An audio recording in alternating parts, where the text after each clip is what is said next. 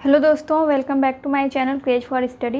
दोस्तों, आज हम क्लास 6 का एक्सरसाइज 13.1 स्टार्ट कर रहे हैं। इसमें टोटल 9 क्वेश्चन हैं और आज हम ये चैप्टर कंप्लीट करेंगे।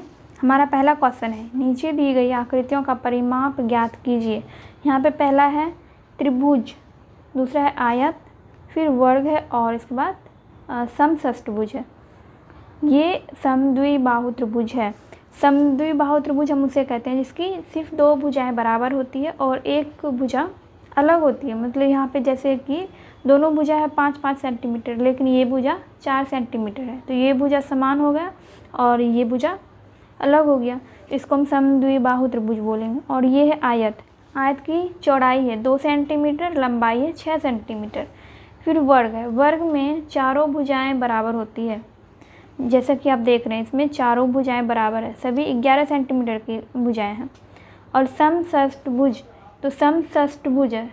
सम जहाँ पे रहता है मतलब कि बराबर, सम मतलब बराबर होता है। समषष्टभुज का मतलब होता है कि उसमें जो 6 भुजाएं होती है सभी बराबर होते हैं। तो इन सब का हमें परिमाप ज्ञात करना है। परिमाप किसे बोला जाता है? चारों ओर की लंबाई। जैसे कि यहाँ पे समद्विबाहु त्रिभुज है, तो इसका हमें चारों तरफ का माप ज्ञात करना है, चारों तरफ को मापना है। यहाँ भी आयत में भी हमें चारों तरफ का माप ज्ञात करना है, वर्ग का भी चारों तरफ का माप ज्ञात करना है और समषष्टभुज का भी चारों तरफ का माप ज्ञात करना है। लेकिन इन सब के लिए अलग अलग सूत्र होते हैं, तो उन सूत्रों के द्वारा ही हम इनका परिमाप ज्ञात करेंगे। तो पहला है हमारा समद्विबाहु त्रिभुज। समद्विबाहु त्रिभुज का परिमाप हम 2 तरीके से ज्ञात कर सकते हैं। तो इसके लिए मैं आपको पहला मेथड बताती हूँ। तो पहला सूत्र है समद्विबाहु त्रिभुज का परिमाप 2 गुना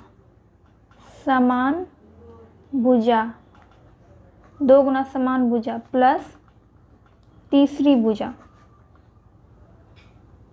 तो ये हो गया हमारा पहला सूत्र। इसके आधार पे हम कैसे इसको ज्ञात कर सकते हैं? इसका परिमाप 2 गुना है, तो 2 गुना लिखेंगे। समान भुजा कौन सा है? समान भुजा की लंबाई है 5 सेंटीमीटर, तो यहाँ पे सिर्फ हमें एक भुजा की ही लंबाई लिखनी है, तो 5 लिखेंगे हम, 5 सेंटीमीटर प्लस तीसरी भुजा है 4 सेंटीमीटर। 2 भुजाओं की लंबाई तो 5 सेंटीमीटर है, जिसमें से हमें एक भुजा की ही लंबाई यहाँ पे लिखनी होती है, और तीसरी भुजा की लंबाई 4 सेंटीमीटर है, तो 4 लिखेंगे हम यहाँ। ठीक है। अब यहाँ पे हम क्या करेंगे, 5 और 2 को गुना कर देंगे, 5 दूना 10, ये प्लस 4 कर देंगे, कितना हो जाएगा? 14 सेंटीमीटर। तो एक तो ये तरीका हो गया। दूसरा तरीका है कि हम इन तीनों भुजाओं को जोड़ देंगे, 5, 5 और 4, इन तीनों को हम जोड़ देंगे। तो इसके लिए हम यहाँ पे त्रिभुज का नाम दे सकते हैं ABC। तो यहाँ पे हम लिखेंगे, ये सेकंड मेथड है हमारा, त्रिभुज का परिमाप, समद्विबाहु त्रिभुज का परिमाप। ठीक है, समद्विबाहु त्रिभुज का परिमाप हम यहाँ पे निकाल रहे हैं। तो त्रिभुज का परिमाप हो जाएगा AB plus BC plus CA। ठीक है, या AC भी बोल सकते हैं इसको। तो AB plus BC plus CA, यानी कि इन तीनों भुजाओं को जोड़ना है, तो भुजाओं का नाम हमने यहाँ पे दिया है। तो AB की लंबाई कितनी है? 5 सेंटीमीटर, सिर्फ 5 लिखते हैं, 5 सेंटीमीटर है। BC की लंबाई है 4 सेंटीमीटर, तो 4 लिख देंगे। और CA की लंबाई है 5 सेंटीमीटर, तो यहाँ पे हम 5 लिख देंगे। तो कितना हो गया? सबको जोड़ के 14 हो जाएगा। 5 जोड़ 4 जो 5, तो हो जाएगा 14 सेंटीमीटर। तो ये हमारा आंसर हो गया। तो इन दोनों तरीके से हम समद्विबाहु त्रिभुज का परिमाप निकाल सकते हैं। अब है आयत है, तो आयत का परिमाप का क्या सूत्र होता है? तो इसके लिए हम सूत्र लिखते हैं, आयत का परिमाप। यहाँ पे हमने सिर्फ परि लिखा है, मतलब परिमाप हुआ, इसका पूरा इसको बोल सकते हैं परिमाप। आयत का परिमाप हो जाएगा 2 गुना लंबाई जोड़ चौड़ाई। तो यहाँ पे हमने लिखा है 2 गुना लंबाई जोड़ चौड़ाई, यहाँ पे हमने गुना का चिन्ह नहीं दिया है, नहीं भी दिया है तो इसका मतलब है कि यहाँ पे गुना ही होगा, क्योंकि 2 इंटू, देखिए 2 बाहर है और ब्रैकेट में हमने लंबाई और चौड़ाई को दिया है, मतलब कि हमें 2 को इन लंबाई और चौड़ाई से गुना करना है। पहले हम लंबाई और चौड़ाई को जोड़ेंगे, उसके बाद 2 से गुना करेंगे। तो यहाँ पे लिखेंगे 2, ठीक है, ब्रैकेट में दे देंगे। लंबाई कितना है, लंबाई है 6 सेंटीमीटर, तो 6 लिखेंगे, प्लस चौड़ाई कितना है 2 सेंटीमीटर, तो यहाँ पे 2 लिख देते हैं। और 6 और 2 को जोड़ने पे कितना आ जाएगा 8। अब 8 और 2 को गुना कर देंगे, 2 और 8 को गुना कर देंगे तो हो जाएगा 16 सेंटीमीटर। तो ये हमारा आंसर हो जाएगा। अब वर्ग है, तो वर्ग का परिमाप का क्या सूत्र होता है, वर्ग का परिमाप 4 गुना 1 भुजा, 4 गुना 1 भुजा। तो 4 गुना 1 भुजा की लंबाई है 11 सेंटीमीटर। चारों भुजा समान है, इसीलिए हम यहाँ पे सिर्फ एक ही भुजा ले रहे हैं। तो एक भुजा की लंबाई है 11 सेंटीमीटर, तो 4 गुना 11 करेंगे तो कितना हो जाएगा 44 सेंटीमीटर। तो ये हमारा आंसर हो जाएगा। अब डी नंबर में है समषष्टभुज। यहाँ पे षष्ठभुज दिया गया, जिसमें कि षष्ठभुज में 6 भुजाएं होती है। समषष्टभुज है इसलिए इसके 6 भुजा जो है बराबर है। सम मतलब होता है बराबर, तो इसका क्या सूत्र हो जाएगा, समषष्टभुज का परिमाप, समषष्टभुज का परिमाप क्या हो जाएगा 6 गुना 1 भुजा। 6 गुना 1 भुजा की लंबाई है 2 सेंटीमीटर, तो 6 गुना 2 करेंगे 12 सेंटीमीटर आंसर हो जाएगा। दूसरे नंबर में है एक आयताकार जमीन का टुकड़ा 20.50 मीटर लंबा और 16.75 मीटर चौड़ा है। उसके चारों ओर 4 दीवारी बनी है। 4 दीवारी के कुल लंबाई ज्ञात कीजिए। तो पहले हम आयताकार जमीन का परिमाप निकालेंगे, ठीक है। ये आयत है ये एक आयत है और इसका लंबाई है 20.50 मीटर। चौड़ाई कितना है, चौड़ाई है 16.75 मीटर। 16.75 मीटर इसकी चौड़ाई है और लंबाई है 20.50 मीटर। आयताकार जमीन की लंबाई और चौड़ाई हमने यहाँ पे लिखा। आयताकार क्षेत्र का परिमाप 2 गुना लंबाई जोड़ चौड़ाई, क्योंकि आयत का जो परिमाप होता है उसका यही सूत्र होता है 2 गुना लंबाई जोड़ चौड़ाई। तो आयताकार कुछ भी रहेगा, मैदान रहे या फिर टेबल रहे, तो इस तरह का कुछ भी रहेगा तो आयत का परिमाप वाला ही सूत्र यहाँ पे आएगा। तो आयताकार क्षेत्र का परिमाप हो जाएगा 2 गुना लंबाई जोड़ चौड़ाई। 2 गुना लंबाई है 20.50 मीटर और चौड़ाई है 16.75 मीटर। तो इन दोनों को जोड़ देंगे, इन दोनों को जोड़ने पर आया 37.25, तो इसको 2 से गुना कर देंगे। 2 से गुना करने पर आया 74.50 मीटर। तो 4 दीवारी की कुल लंबाई हो जाएगी 74.50 मीटर। तीसरे नंबर में है एक धावक 40 मीटर लंबे और 20 मीटर चौड़े एक आयताकार मैदान के चारों तरफ 8 चक्कर लगाता है। धावक द्वारा तय की गई दूरी ज्ञात कीजिए। तो आयताकार मैदान की लंबाई 40 मीटर है, चौड़ाई है 20 मीटर। तो आयताकार मैदान का परिमाप निकालेंगे पहले, तो उसके लिए भी यही सूत्र आएगा 2 गुना लंबाई जोड़ चौड़ाई। तो 2 गुना लंबाई है 40 मीटर और चौड़ाई है 20 मीटर। 40 और 20 को जोड़ने पे 60 आया और 60 को हम 2 से गुना कर देंगे तो आया 120 मीटर। तो ये आयताकार मैदान का परिमाप हो गया। अब धावक उस मैदान का 8 चक्कर लगाता है, इसलिए धावक द्वारा तय की गई कुल दूरी, तो इसका जो परिमाप आया इसमें हम 8 से गुना कर देंगे क्योंकि वो 8 चक्कर लगा रहा है। तो 120 गुना 8 करेंगे तो 960 मीटर। तो ये हमारा आंसर आ गया। चौथे नंबर में है एक समद्विबाहु त्रिभुज जिसकी प्रत्येक समान भुजा 6 सेंटीमीटर हो तथा तीसरी भुजा 8 सेंटीमीटर हो, परिमाप ज्ञात कीजिए। समद्विबाहु त्रिभुज का परिमाप ये मैंने आपको पहले भी बताया है।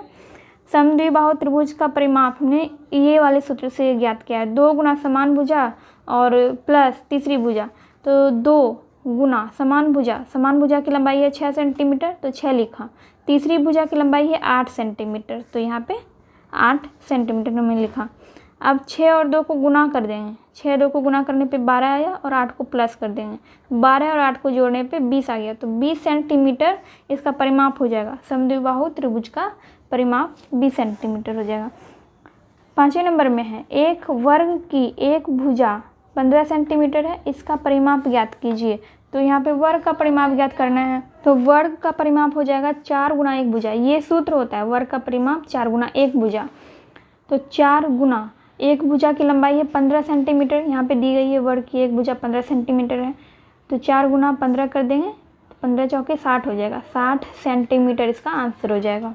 6वें नंबर में है एक समषष्टभुज का परिमाप 66 सेंटीमीटर है, प्रत्येक भुजा की लंबाई ज्ञात कीजिए। तो समषष्टभुज का ज्ञात करना है, प्रत्येक भुजा की लंबाई ज्ञात करना है यहाँ पे। तो समषष्टभुज में 6 भुजा होती है, ये हम सभी को पता है। समषष्टभुज में 6 भुजाएं होती है। दिया गया है परिमाप 66 सेंटीमीटर, यहाँ पे दिया गया है परिमाप 66 सेंटीमीटर है। प्रत्येक भुजा की लंबाई निकालना है हमें, प्रत्येक भुजा की लंबाई। तो इसके लिए हम क्या करेंगे, समषष्टभुज का परिमाप बटा भुजाओं की संख्या। समषष्टभुज का परिमाप तो दिया ही गया है, यहाँ पे 66 सेंटीमीटर है। भुजाओं की संख्या भी दी गई है कि इसमें समषष्टभुज में 6 भुजा है, तो भुजाओं की संख्या 6 यानी कि 66/6 कर देंगे। 66/6 करेंगे तो कितना हो जाएगा, 11 सेंटीमीटर। 7वें नंबर में है एक धागे का टुकड़ा 24 सेंटीमीटर लंबाई का है, प्रत्येक भुजा की लंबाई क्या होगी यदि उस धागे से बनाया जाता है। उस धागे से एक वर्ग बनाया जाता है और एक समबाहु त्रिभुज बनाया जाता है और एक समषष्टभुज बनाया जाता है। तो उस धागे की प्रत्येक भुजा की लंबाई क्या होगी, जैसे कि वर्ग हमने उस धागे से बनाया तो इसकी एक भुजा की लंबाई ज्ञात करनी है। तो 24/4 कर देंगे। 4 से हमने इसको भाग क्यों दिया है, क्योंकि वर्ग में 4 भुजाएं होती है, इसीलिए हमने 4 से भाग दिया है। और यहाँ पे 24 क्यों है, क्योंकि धागे का टुकड़ा जो है उसकी कुल लंबाई 24 सेंटीमीटर है, इसीलिए हमने 24/4 किया है। तो यहाँ पे कितना आ जाएगा, 4 छक्के 24 आ गया। तो 6 सेंटीमीटर यानी कि उस वर्ग की एक भुजा की लंबाई हो जाएगी 6 सेंटीमीटर। फिर उसी धागे से हमने एक समबाहु त्रिभुज बनाया है, तो यहाँ पे हमने 3 से भाग दिया है। 24 में 3 से भाग दिया, क्योंकि त्रिभुज में 3 भुजाएं होती है, इसीलिए हमने 24 में 3 से भाग दिया। तो 3 8 24 हो गया, 8 सेंटीमीटर। तो उस धागे से जब हमने त्रिभुज बनाया तो त्रिभुज का एक भुजा की लंबाई हो जाएगी 8 सेंटीमीटर। फिर उसी धागे से हमने एक समषष्टभुज बनाया, तो समषष्टभुज का एक भुजा की लंबाई क्या होगी। समषष्टभुज मतलब क्या होता है, जिसकी कि 6 भुजा बराबर होती है, तो वो समषष्टभुज हो गया। इसमें 24 में हमने 6 से भाग दिया, क्योंकि समषष्टभुज में 6 भुजाएं होती हैं। आप देख सकते हैं 1 2 3 4 5 6, इसमें टोटल 6 भुजाएं। तो 24 में हमने 6 से भाग दिया, तो 6 चौके 24 हो जाएगा। 4 सेंटीमीटर इसका आंसर हो जाएगा। और सब जगह हमने 24 में क्यों भाग दिया है, क्योंकि यहाँ पे आप देख सकते हैं धागे का जो टुकड़ा है उसकी कुल लंबाई है 24 सेंटीमीटर। 8वें नंबर का क्वेश्चन है 80 मीटर भुजा वाले वर्गाकार बगीचे के चारों ओर बार लगाने का व्यय 25 रुपये प्रति मीटर की दर से ज्ञात कीजिए। तो पहले हम उसका परिमाप निकालें। किसका परिमाप, वर्गाकार बगीचे का परिमाप। तो वर्गाकार बगीचे की भुजा है 80 सेंटीमीटर, एक भुजा की लंबाई दी गई है 80 सेंटीमीटर। वर्गाकार बगीचे का परिमाप 4 गुना 1 भुजा, तो हमने यहाँ पे 4 गुना 80 किया है, क्योंकि भुजा का जो लंबाई 80 सेंटीमीटर यहाँ दिया गया है। 4 गुना 80 करने पे 320 आ गया, 320 मीटर हो गया। बार लगाने का व्यय 25 रुपया प्रति मीटर, यानी 1 मीटर में अगर बार लगाता है तो उसका मूल्य है 25 रुपया। तो यहाँ पे बार लगाना है कितने मीटर में, 320 मीटर में। 320 को हम 25 से गुना कर देंगे, तो वर्गाकार बगीचे में बार लगाने का कुल व्यय 320 गुना 25, तो टोटल हो जाएगा 8000 रुपया। तो ये हमारा आंसर हो गया। 9वें नंबर में है राधा 80 मीटर लंबाई और 45 मीटर चौड़ाई वाले आयत के चारों ओर दौड़ती है और सीमा 75 मीटर भुजा वाले वर्ग के चारों ओर दौड़ती है। कौन कम दूरी तय करता है। तो सिंपल है, यहाँ पे पहले हम आयत का परिमाप निकालेंगे। राधा जो आयत के चारों ओर दौड़ती है, तो आयत का परिमाप निकालेंगे। आयत की लंबाई है 80 मीटर और चौड़ाई है 45 मीटर। तो आयत का परिमाप हो जाएगा 2 गुना लंबाई जोड़ चौड़ाई, 2 गुना 80 जोड़ 45। 80 और 45 को जोड़ने पे 125 आया और इसको हमने 2 से गुना किया है, तो टोटल आ गया 250 मीटर। और सीमा सीमा वर्ग के चारों ओर दौड़ती है। तो यहाँ पे हमने वर्ग का फिगर बनाया, आप देख सकते हैं। तो वर्ग की एक भुजा है 75 मीटर, तो प्रत्येक भुजा की लंबाई है 75 मीटर, क्योंकि ये एक वर्ग है और वर्ग की चारों भुजाएं जो है वो बराबर होता है। तो इसका 75 मीटर है, तो इस तीनों का भी 75 मीटर ही होगा। तो 4 गुना एक भुजा, 4 गुना 75, तो इसको गुना करने पे 300 आया, 300 मीटर। तो आप देख सकते हैं राधा सिर्फ 250 मीटर की दूरी तय करती है और सीमा 300 मीटर की दूरी तय करती है। तो यहाँ पे पूछ रहा है कि कौन कम दूरी तय करती है, तो राधा कम दूरी तय करती है, वो सिर्फ 250 मीटर दूरी तय कर रही है और सीमा 300 मीटर दूरी तय कर रही है। तो इसलिए हमने लिखा, इसलिए राधा कम दूरी तय करती है। तो ये हमारा आंसर हो जाएगा। एंड आई होप दोस्तों आपको ये चैप्टर अच्छे से समझ में आ गया होगा, पर फिर भी कहीं पे डाउट रह जाता हो इस चैप्टर से रिलेटेड तो आप कमेंट सेक्शन में कमेंट करके पूछ सकते हैं। एंड वीडियो पसंद आया हो तो वीडियो को लाइक कर दीजिएगा, एंड चैनल को अभी तक सब्सक्राइब नहीं किया है तो सब्सक्राइब कर दीजिए, एंड बेल आइकन को भी प्रेस कर दीजिएगा ताकि मैं जब भी वीडियो अपलोड करूँ तो उसका नोटिफिकेशन आपको मिल सके। तो चलिए मैं मिलती हूँ आपसे नेक्स्ट वीडियो में।